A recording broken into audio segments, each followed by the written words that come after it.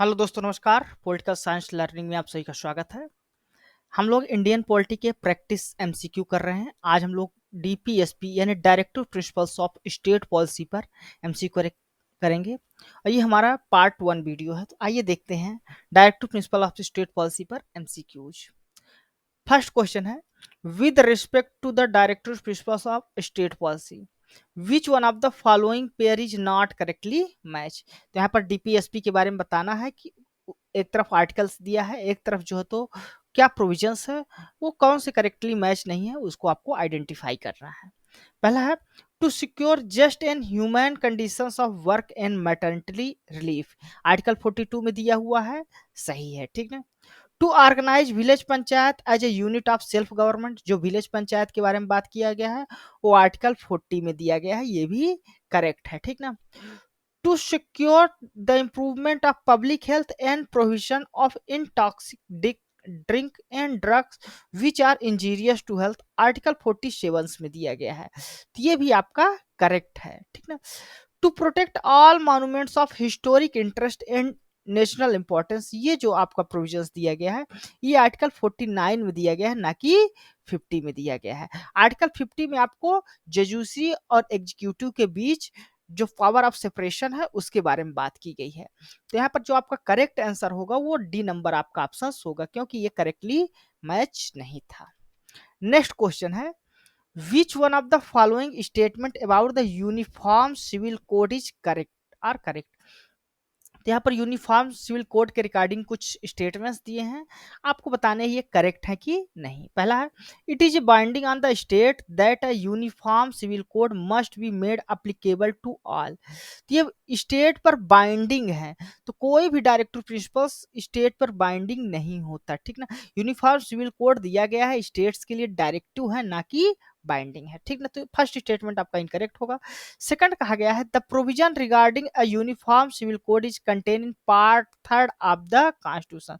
तो directive principles of the state policy जितने भी हैं वो पार्ट 4 में है हमारे इंडियन कॉन्स्टिट्यूशन के। तो यूनिफॉर्म सिविल कोड जो है वो पार्ट 4 के आर्टिकल 44 में दिया गया है, तो ये भी इनकरेक्ट स्टेटमेंट। तो यहाँ पर दोनों ही स्टेटमेंट करेक्ट नहीं है, तो यहाँ पर आपका जो करेक्ट आंसर होगा वो डी नंबर होगा, नाइदर 1 नॉर 2, ठीक ना। तो कोई भी directive principles of state policy binding नहीं है स्टेट पर, और साथ ही साथ कोई भी directive principles of state policy वो पार्ट 4 में, पार्ट 3 में नहीं है बल्कि पार्ट 4 में है, ठीक ना। जो यूनिफॉर्म सिविल कोड है वो इंडियन कॉन्स्टिट्यूशन के आर्टिकल 44 में दिया गया है directive principles of state policy के अंतर्गत, ठीक ना। साथ ही साथ directive principles of state policy जो होती है नॉट इन्फोर्सिबल होती है, ठीक ना, और मतलब होता है कि ये नॉट बाइंडिंग है। नेक्स्ट क्वेश्चन है, the directive principles of state policy direct the state for which of the following. तो इनमें से कुछ विषय दिए हुए हैं, आपको बताने हैं इनमें से कौन से सब्जेक्ट्स के लिए स्टेट पॉलिसीज जो है directive of state policy state को डायरेक्ट करती है, यानी स्टेट के लिए बनाई गई है ये पॉलिसी। तो to secure a social order for the promotion of welfare of the people, ये स्टेट्स को कहा गया है करना चाहिए स्टेट्स को, ठीक ना। टू सेपरेट जुडिशरी और एग्जीक्यूटिव, ये भी बात की गई है, और टू इम्प्रूव पब्लिक हेल्थ को इम्प्रूव करने की भी बात डीपीएसपी में की गई है। तो यहाँ पर तीनों आपके स्टेटमेंट क्या है, करेक्ट है, यानी कि आपका जो करेक्ट स्टेटमेंट होगा वो डी नंबर ऑप्शन होगा, वो डी नंबर ऑप्शन होगा, ठीक ना। तो directive principles of state policy जो इंडियन कॉन्स्टिट्यूशन के है वो ये प्रोविजंस है। Article 38 of the Indian constitution का ये देखेंगे तो उसमें टू सिक्योर किया गया है social order for the promotion of welfare of the peoples के बारे में। वही आर्टिकल जो 50 है इंडियन कॉन्स्टिट्यूशन का directive principles of state policy के अंतर्गत, वो कहता है सेपरेट करता है जुडिशरी और एग्जीक्यूटिव की जो पावर है उसको, सेपरेशन ऑफ पावर की बात करता है। वही जो आर्टिकल 47 है कॉन्स्टिट्यूशन का, वो बात करता है टू इम्प्रूव पब्लिक हेल्थ। तो सभी आर्टिकल्स जो directive principles of state policy के हैं वो आपको एकदम बिल्कुल याद होने चाहिए, ठीक ना। नेक्स्ट क्वेश्चन है, कंसीडर द फॉलोइंग स्टेटमेंट। यहाँ पर कुछ स्टेटमेंट दिए हैं डीपीएसपी के बारे में, आपको बताने हैं इनमें से कौन से स्टेटमेंट करेक्ट है, ठीक ना। Directive in the nature of the ideal of the state, तो स्टेट्स के लिए आइडियल्स के नेचर्स के होते हैं डायरेक्टिव, जो डीपीएसपी है वो करेक्ट है, ठीक ना। फर्स्ट स्टेटमेंट आपका करेक्ट है। Directive influence and shaping the policy of state, directive जो प्रिंसिपल्स हैं ये इन्फ्लुएंस करते हैं और शेप करते हैं, जो पॉलिसी स्टेट बनाती है, जो नियम कानून स्टेट बनाते हैं उनको इन्फ्लुएंस करते हैं। तो ये भी करेक्ट स्टेटमेंट है। Non justiciable rights of the citizens, directive principles of state policy किस तरह के हैं? नॉन जस्टिसिबल राइट्स है सिटीजन्स के पास। तो यहाँ पर भी आपके तीनों स्टेटमेंट करेक्ट हैं, यानी कि डी नंबर आपका ऑप्शन यहाँ पर करेक्ट होगा, ठीक ना। तो यहाँ पर आपके जो तीनों स्टेटमेंट है वो करेक्ट है, कि जो डायरेक्टिव है वो नेचर जो उसका है वो आइडियल है स्टेट्स के लिए, ठीक है। उसी प्रकार डायरेक्टिव जो इन्फ्लुएंस डायरेक्टिव प्रिंसिपल्स है वो इन्फ्लुएंस करते हैं और सेव करते हैं जो पॉलिसी स्टेट बनाता है सिटीजन्स के लिए। साथ ही साथ ये नॉन जस्टिसिएबल है। नेक्स्ट क्वेश्चन है, which of the following statement about the change made by the 42nd amendment of the constitution relating to directive principles of state policy, जो 42nd कॉन्स्टिट्यूशन अमेंडमेंट हुआ था 1976 में, तो उसके बारे में आपको बताना है इनमें से कौन से उसके द्वारा अमेंडमेंट किए गए थे। पहला, it enable the state to provide free legal aid to its citizen, तो फ्री लीगल एड्स की बात जो है तो जोड़ा गया था 42nd अमेंडमेंट एक्ट के द्वारा, ये करेक्ट है, ठीक है। It provide the state to secure the participation of the worker in management of the undertaking, ये भी 43B जो है हमारे इंडियन कॉन्स्टिट्यूशन में ऐड किया गया था जो तो 42nd अमेंडमेंट एक्ट के द्वारा। It require the state to minimize inequalities in income and status, ये आपका 38B सेकंड जो है उसमें ऐड किया गया था, लेकिन ये 44th कॉन्स्टिट्यूशनल अमेंडमेंट एक्ट के द्वारा ऐड किया गया था। बाकी जो दो अमेंडमेंट हुए थे वो 42nd कॉन्स्टिट्यूशनल अमेंडमेंट के द्वारा हुए थे। तो यहाँ पर जो आपका करेक्ट आंसर होगा वो फर्स्ट नंबर ऑप्शन होगा, यानी 1 और 2 जो स्टेटमेंट है वो 42nd कॉन्स्टिट्यूशनल अमेंडमेंट एक्ट के द्वारा जोड़े गए थे। तो आर्टिकल 39A जो बात करता है वो इनेबल करता है स्टेट को फ्री लीगल एड्स को सिटीजन्स के बारे में। ये सभी जो तो 42nd अमेंडमेंट एक्ट के द्वारा 1976 में जोड़ा गया था। इसी प्रकार आर्टिकल जो 43A है वो बात करता है स्टेट को secure the participation of the worker in management of undertaking, तो ये भी 42nd amendment constitution amendment act के द्वारा जोड़ा गया था। लेकिन जो रिक्वायर्ड स्टेट के लिए रिक्वायर किया गया था कि स्टेट क्या करेगा, मिनिमाइज करेगा inequalities in income and status, वो आर्टिकल 38 में ऐड किया गया था, आर्टिकल 38 में जोड़ा गया था, 38(2) में जोड़ा गया था और 44th कॉन्स्टिट्यूशनल अमेंडमेंट एक्ट के द्वारा जोड़ा गया था। इस आर्टिकल में कहा गया है कि आर्टिकल 32A है कि स्टेट्स को डायरेक्ट करेगा to strive the minimize inequalities in income and eliminate inequalities in status facilities and opportunity among the individuals and group of the people residing different area and engage in different vocation, यानी हर क्षेत्र से जो है तो आपको inequalities को खत्म करना है, असमानता जो है उसको समाप्त करने की कोशिश करेगा स्टेट्स, ये बात की गई है, ठीक है। नेक्स्ट क्वेश्चन है, which on one of the following is not stated as a directive principles of state policy in the constitution of India, तो यहाँ पर आपको कुछ स्टेट्समेंट दिए हैं, आपको बताने हैं इनमें से कौन सा जो तो DPSP में नहीं आता, ठीक ना। ऑर्गेनाइजेशन ऑफ विलेज पंचायत ये आता है आर्टिकल 40 में आपका आता है, यूनिफॉर्म सिविल कोड्स भी है आर्टिकल 44 में है, separation of judiciary from executive है ये आर्टिकल आपके 50 में दिया गया है DPSP के।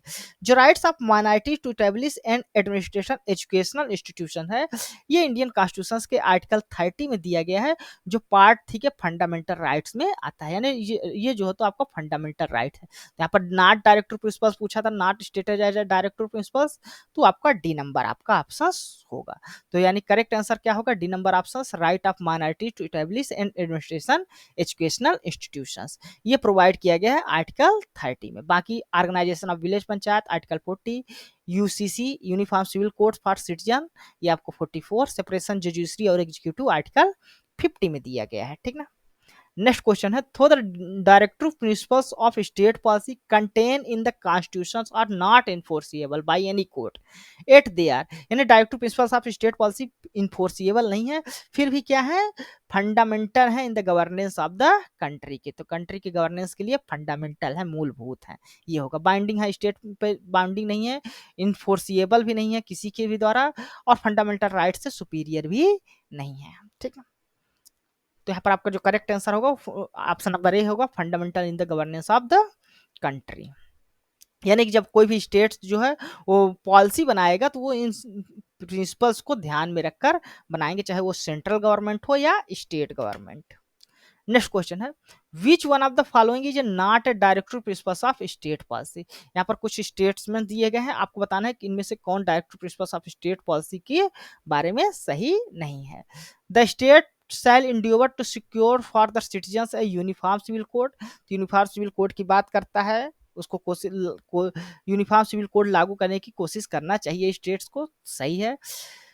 The state shell promote with the special care the educational and economic interest of weaker section. तो इकोनॉमिक और वीकर सेक्शंस भी जो हैं उनके भी इंटरेस्ट को प्रमोट करने की बात की गई है, ये भी डीपीएसपी में है।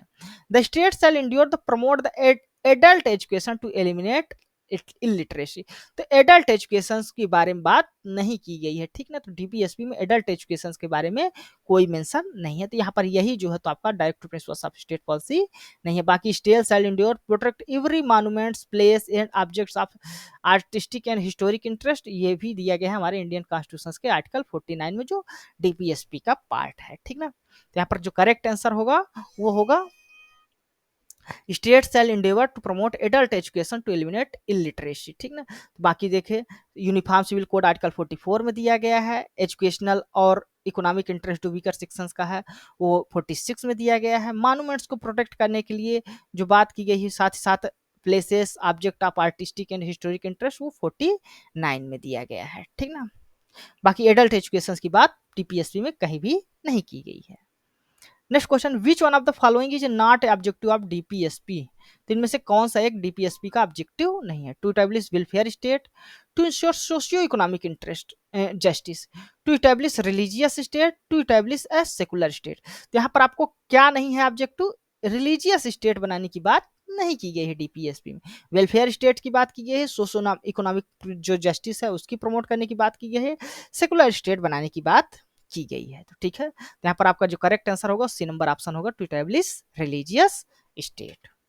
नेक्स्ट क्वेश्चन है, which one of the following is correct statement. तो यहाँ पर करेक्ट स्टेटमेंट आपको बताना है, ठीक ना, डीपीएसपी का। Primacy is a given to all DPSP directive principles contain in part 4 of the constitution over fundamental right. तो क्या डायरेक्टिव प्रिंसिपल्स को फंडामेंटल राइट्स के ऊपर प्राइमेसी दी गई है, प्राइमेसी प्राथमिकता दी गई है। तो जितने भी डायरेक्ट टू प्रिंसिपल्स है सभी डायरेक्ट टू प्रिंसिपल्स को, तो नहीं, ये करेक्ट इनकरेक्ट स्टेटमेंट है। Primacy is given all fundamental right confirmed by article 14 to 32 of the constitution over direct to principle. क्या सभी फंडामेंटल राइट्स को डीपीएसपी पे प्राइमेसी दी गई है, प्राथमिकता दी गई है, तो ये भी इनकरेक्ट है, नहीं दी गई है सभी पे। Primacy is given all fundamental right confirmed by part 3 of the constitution over direct to principle. तो जितने भी फंडामेंटल राइट है उसको डायरेक्ट टू प्रिंसिपल पे सभी पे प्राइमेसी नहीं दी गई है, बल्कि जो करेक्ट आंसर होगा वो आपका डी नंबर ऑप्शन होगा। इसमें कहा गया है कि primacy is given only directive principle in class B and C of 39 article 39 over the fundamental right confirm by article 14 and 19 of the constitution. यानी आर्टिकल जो 39 में आपके डीपीएसपी दिए गए हैं बी और सी क्लास में, वो जो है तो फंडामेंटल राइट्स के ऊपर जो है तो उनको प्राथमिकता दी गई है। जो आर्टिकल 14 राइट टू इक्वलिटी और article 19 right to equal freedoms की जो राइट टू फ्रीडम्स है उसके ऊपर। तो अगर इनको इन्फोर्समेंट करने के लिए स्टेट कोई पॉलिसी बनाता है तो वो नल और वाइड नहीं घोषित किए जाएंगे कि इस आधार पे कि आर्टिकल 14 और 19 का वायलेशन करते हैं, ठीक ना। यहाँ पर जो करेक्ट आंसर होगा वो डी नंबर ऑप्शन होगा, ठीक ना। तो 25th अमेंडमेंट एक्ट 1971 के द्वारा हमारे इंडियन कॉन्स्टिट्यूशन में आर्टिकल 31 सी जोड़ा गया था। 31 सी जो है तो बात करता है कि जो क्लास बी और सी है आर्टिकल 39 के, इनको वाइड नहीं घोषित किया गया, इस आधार पर ये कंट्रावीन करते हैं, अगर इसके विरोधी हैं आर्टिकल 14 और 19 के, तो ठीक ना। क्योंकि जो डील करता है राइट टू इक्वलिटी और right to freedom, article 14 right to equality की बात करता है, आर्टिकल 19 राइट टू फ्रीडम की बात करता है। तो इनके ऊपर प्राइमेसी दी गई है आर्टिकल 39 के क्लास बी और सी को, ठीक ना। ये याद रखिएगा, आर्टिकल 31 सी में जोड़ा गया था, 25th अमेंडमेंट एक्ट 1971 में ये ऐड किया गया है। तो धन्यवाद दोस्तों, ये था हमारा डीपीएसपी पर एमसीक्यू का पार्ट 1 वीडियो। यह वीडियो कैसा लगा है आप अपने कमेंट्स के माध्यम से मुझे जरूर बताइएगा। साथ ही साथ आप हमारे इस वीडियो को लाइक करें, हमारे इस चैनल को सब्सक्राइब करें, ताकि जो इस तरह की वीडियो है वो आप तक पहुंच सके। धन्यवाद, थैंक यू।